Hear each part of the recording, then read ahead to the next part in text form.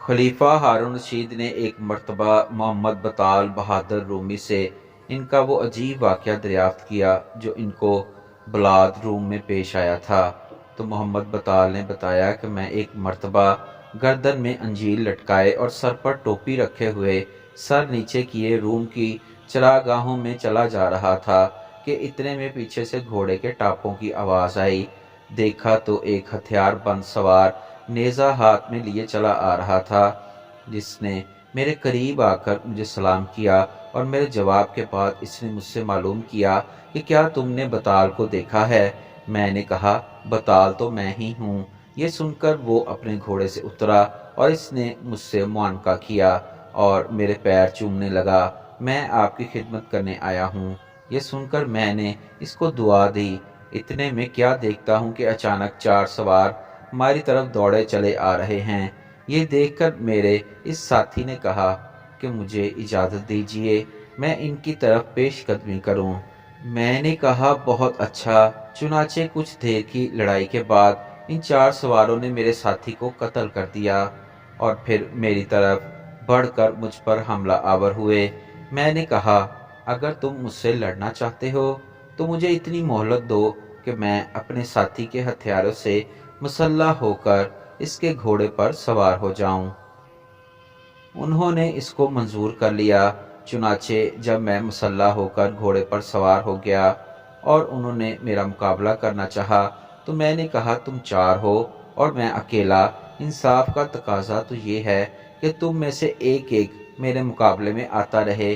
बस इनमें से एक सवार मेरे मुकाबले में आया जिसको मैंने कत्ल कर दिया। इसके बाद यके बाद दीगरे वो दूसरे आए, इनको भी मैंने इसी तरह कत्ल कर दिया। अब चौथा बाकी रहा। इससे इस शिद्दत से जंग हुई कि हम दोनों के नेज़े भी टूट गए।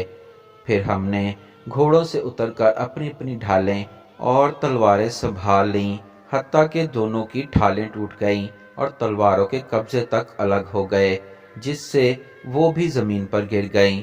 फिर आपस में कुश्ती होने लगी, यहाँ तक कि शाम हो गई और आफताब गुरूब हो गया और हम में से कोई एक दूसरे पर काबू ना पा सका। इसके बाद मैंने इसको मुखातिब करके कहा कि मेरे दीन में जो फ़र्ज नमाजें थीं आज वो मुझसे कज़ा हो गईं। वो बोला कि अली हसन अल क़ियास मेरी भी यही सूरत है, क्योंकि वो नसारा का पादरी था। मैंने कहा, क्या ये मुमकिन है कि तुम वापस हो जाओ और हम अपनी अपनी फौतशुदा नमाज़ें क़ज़ा करके रात में आराम कर लें और फिर सुबह मुकाबला हो। वो कहने लगा, बड़ी खुशी है। चुनाचे मैंने अपनी नमाज अदा की और अल्लाह की तौहीद बयान की। इसने भी जो कुछ इसको करना था किया और सोते वक्त वो मुझसे कहने लगा कि तुम अरबी नस्ल हो, तुम में बेवफाई है। मेरे कानों में 2 झांझ हैं, इनमें से एक को तुम अपने कान में लटका लो और अपना सर इस पर रख लो। जब तुम कोई हरकत करोगे तो तुम्हारा झांझ बचेगा और मैं खबरदार हो जाऊंगा। मैंने इसको मंजूर कर लिया और इसी तरह हमने रात गुजार दी। सुबह को अली सुबह तौहीद उन्हीं के साथ मैंने अपनी फ़र्ज नमाज अदा की और इसके बाद हम दोनों कुश्ती लड़े और मैंने इसको पछाड़ लिया।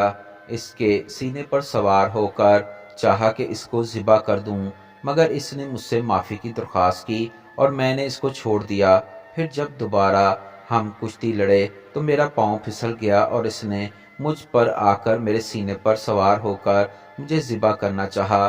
तो मैंने कहा, मैं तुमको माफ़ कर चुका हूँ, क्या तुम मुझको माफ़ नहीं करोगे? तो मेरे इस कहने पर इसने भी मुझे छोड़ दिया।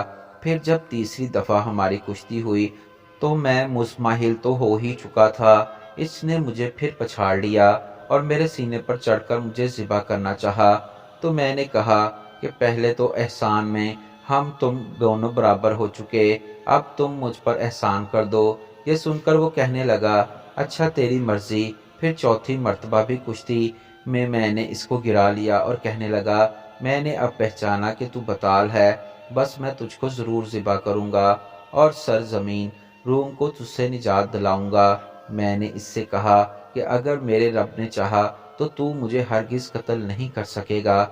ये सुनकर इसने मेरे कत्ल के लिए खंजर उठाया और कहने लगा, तू अपने रब से कह कि اب وہ مجھے روک لے۔ پس اے امیر المومنین، اتنے میں نے دیکھا کہ میرا وہ مقتول ساتھی جو زمین پر پڑا تھا کھڑا ہوا، اور اس نے تلوار اٹھا کر اس کا سر اڑا دیا اور یہ آیت کریمہ تلاوت کی۔